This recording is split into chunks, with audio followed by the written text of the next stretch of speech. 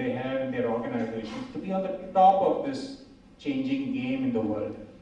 And the third thing, leaders, while they deliver to proven existing business models, will need to create the new business models for this country. For a very long time, India has utilized the business models that have been existing elsewhere. Probably the time has come where India will need to see a growth of new business models. Let me tell you why. If you were to look at the macroeconomic data over a period of time,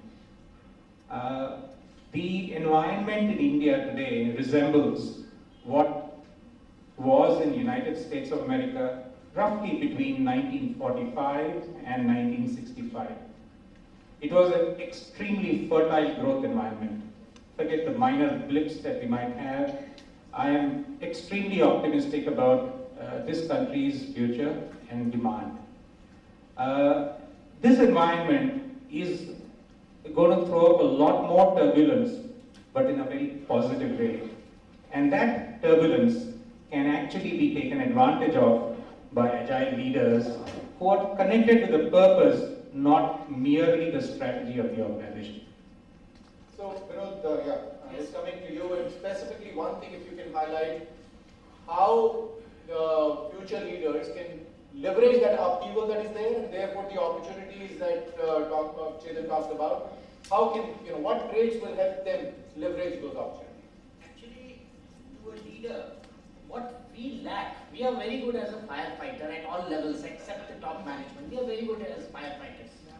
What happens that the skill of long-term planning doesn't get translated down the line, and that's why the leaders are not developed.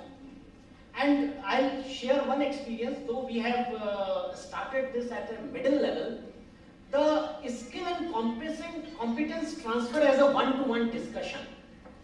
What happens that our leaders are very knowledgeable, they have great sense of everything, that's why the businesses are growing. But if you talk of second line, they are not aware of that.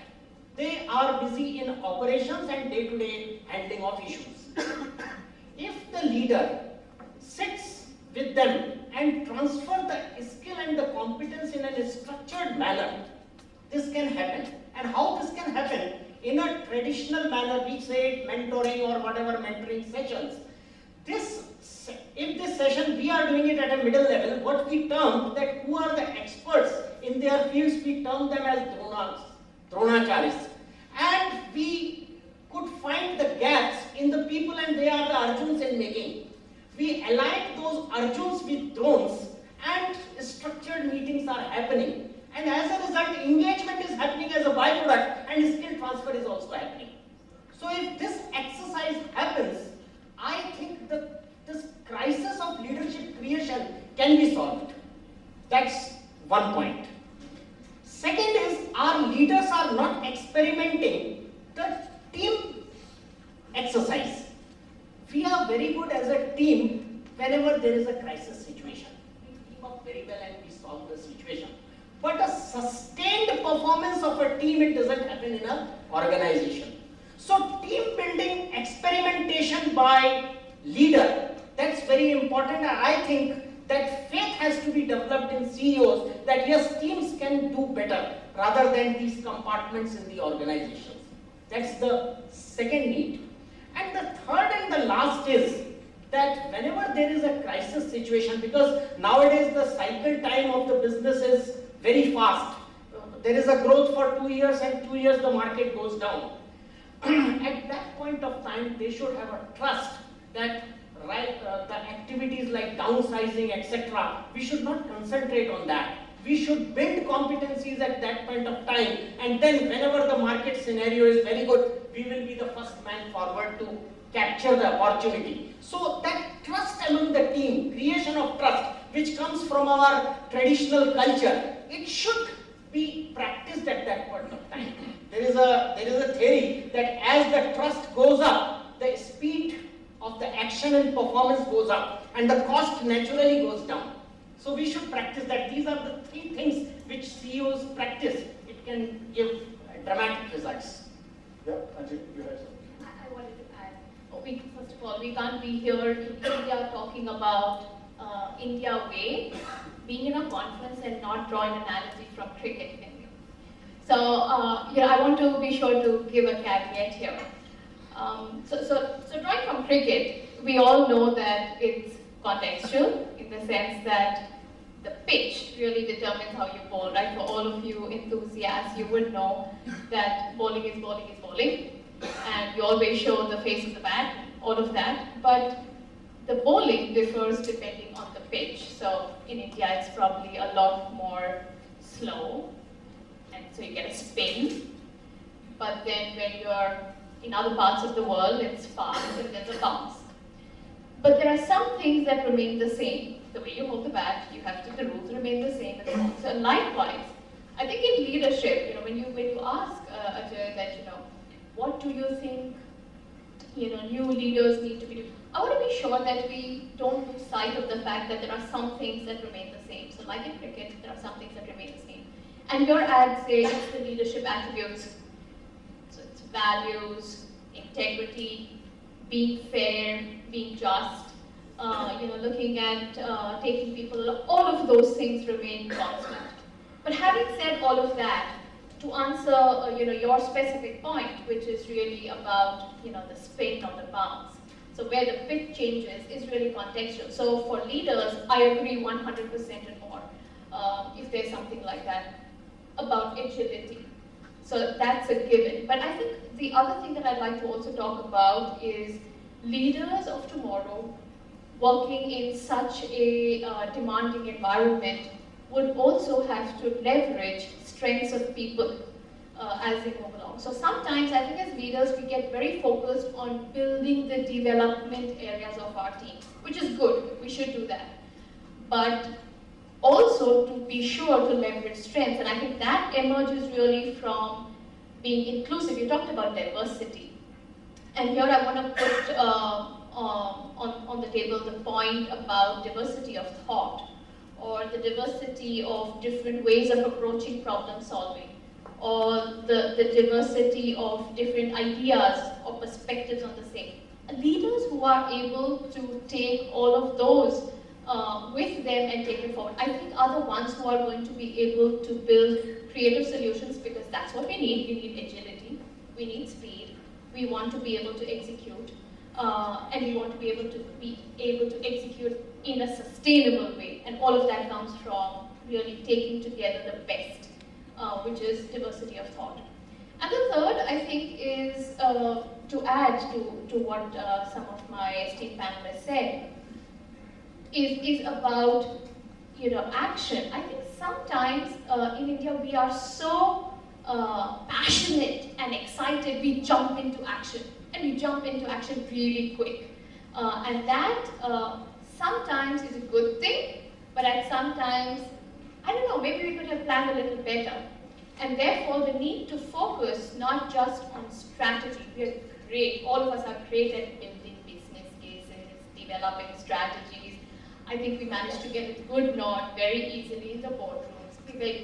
But it's the last mile, strategy execution. And I think leaders who are able to translate strategy into strategic execution at the last mile are the ones who are really going to sustain, what you described as being really volatile and ups and downs. So I wanted to add to that portion. Yep. We have been talking about Indian leaders being performance-driven, etc. Wherever and whenever we consider an organization as a sheer instrument to deliver performance, any engagement we do with that particular organization, with people, tends to be coming out from an acting upon paradigm rather than an acting with paradigm. And what we need to remember is, in India, we are so practiced to settling relationships first, and then settling business issues. And in such kind of a situation, we also need to factor into three critical aspects. One is the role of families, not only at the business ownership level, where around 60% of Indian business is owned are family businesses. Then we also need to have our own employees in organizations who come from a very engaged family atmosphere. And second, the emotional well-being, which is extremely critical from an Indian leadership or an individual's point of view. And third, the culture and ethos of our country, which is very strongly embedded within any human being who is coming into the organization.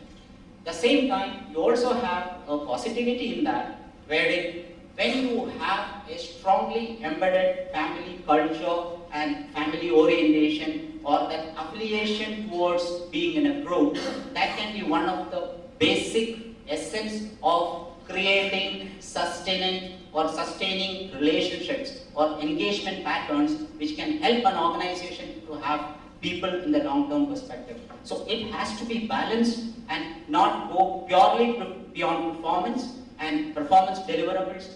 The tools and techniques are available, but the basic human factor also needs to be taken into consideration when we look at a wholesome leadership from an Indian organization's point of view. I think that's a great point, and if I may summarize that, what I read that as is the emotional quotient, and very high emotional quotient. Two things come to my mind. I was with Chanda Kocher some time back, ICICI chairperson, and I asked her, what is it that leaders of tomorrow need, and what she mentioned was the softer aspect. The performance orientation is all fine, but how do you enable people? And that is a big requirement. Now, one of my colleagues met with Indira Nui, the chairperson of PepsiCo globally, and she said, leaders of tomorrow, what is it that they need? And interestingly, what she said was emotional quotient. To say, leaders of tomorrow need to be able to engage with the employees at large. That's a very important part. I know you're itching to say something, Rajendra, but before I go there, I just wanted to summarize so far where we've got. We talked about the environment around us, and we said environment is about, we need to have this, with regard to customer definitive advantage. We need to be talking about partnerships to service the customer. We need to have right leadership, which is correct in all sense of the word, and create managerial bandwidth. Leadership we need, which is able to manage the generation Y and their different kind of expectations. The domestic, we are coming from a context where domestic was the biggest market, and may not be no longer true any longer as we go. Indian brand, that's another context in which we are operating, and so that is the context in which India is. Resource crunch is another one. Having said that, then we move to what are the traits for leaders of tomorrow, next 3 to 5 years, what is it that we need to focus on building? And interestingly, one of the points that Anjali you made was, foundation has to be there. The values, integrity, fairness, just kind of leaders, that is the foundation. And that's true for at any stage, 20 years back, 20 years forward, that is something that will be there. But talking about this environment of ambiguity, very important that the leader is connected to the purpose of enterprise. That's a skill, the competence that is required. Agility is required. Tech savvy, new business models, long-term planning. And you talked about the importance of planning itself. And then you talked about about the long-term planning, creating high-performance teams, and that being a competence. And then focus on not performance, but creating capability so that they can perform. And, focusing on that. Changing the bowling depending on pitch. But encouraging diversity, and finally high emotional connect. So that's where we've reached so far. I wanted to stop here and I'm going to pose one question to the panel, and we will answer that, post which in 5 to 7 minutes I will come to the audience for about 15 minutes. And so whatever questions you have in your mind, just write them down. But before that, there is one question for the panel, which is that from your experience, could you share what was the Indian way that you experienced as your growth of leadership, and your mentors or coaches applied that Indian way to grow and groom you, so that these competencies that you listed down, some of those got developed in you. So your personal experience of how somebody else grew you as leaders.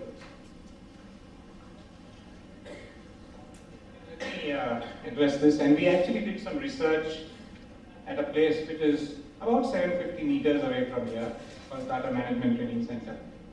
Some of you might have been there in this room. So the Center for Creative Leadership, which is amongst the world's best leadership development institutions, and Tata Management Training Center, which is now about 55 years old and is probably India's oldest corporate learning center, teamed up to actually ask if there is an Indian way in developing leaders, and what is it that distinguishes this Indian way from other ways. And through this research, we spoke to about 400 successful Indian leaders and asked them two questions. The first question was, what events in your life have influenced the way you lead today? And the second question was, what did you learn from those events? And I happened to be a participant in that process, and amongst my answers were, and this is also borne out by the research, there are three major events which happen in the development of leaders, and they are special events like taking on challenging assignments, getting onto a new job, etc. But the second one, which is very, very particular about this generation of Indian leaders, is the influence of their boss or the influence of their super boss. And I would single that one out as one of the things that helped me in my own leadership journey so far. And I've had the pleasure and the joy of working with some renowned leaders in India, in the Tata Group, and they include people like Muthuraman, Dr. Irani, Rusi Modi, Nirurkar from Tata Steel.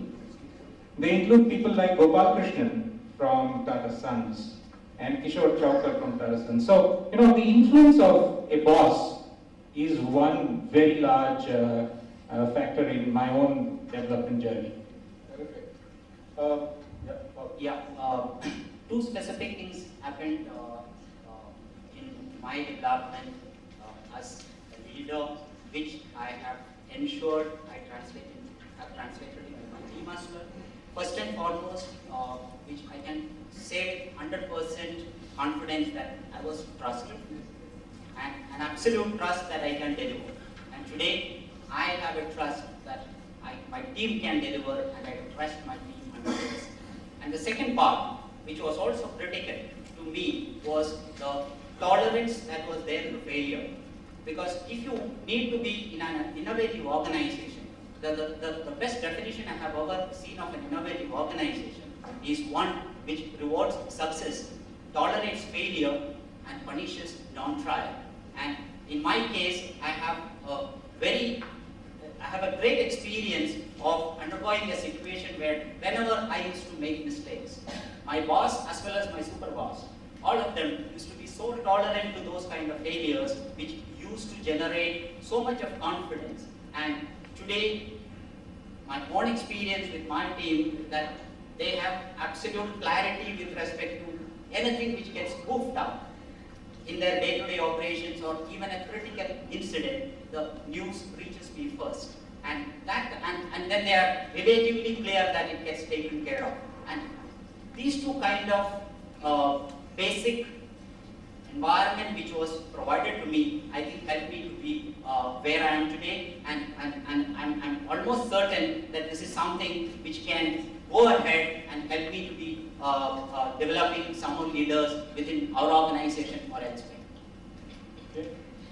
Thank you for asking this question, because I think if I sit here today and humbly talk about the topic of leadership, the credit definitely goes to others who have really invested in me and made me who I am. So I would, when you say what really shaped, so I'd answer it in two ways, because there are two sets of people I give credit to. So one, of course, my dad is my role model. He comes from the defense, and I think from childhood, it definitely instilled a couple of things. One is, he always says, if you don't do it, you don't know whether you can do it or you can't do it, so you just jolly well try and do it. And I think that has really set me to be experimentative, to try out, and like you said, yeah, you make mistakes, but what can go wrong? There's always an answer to every error that you make. And so you land up trying new things which in MBA we say innovative. But actually you just start questioning the status quo. And I think that is something that really drives change, which is what we're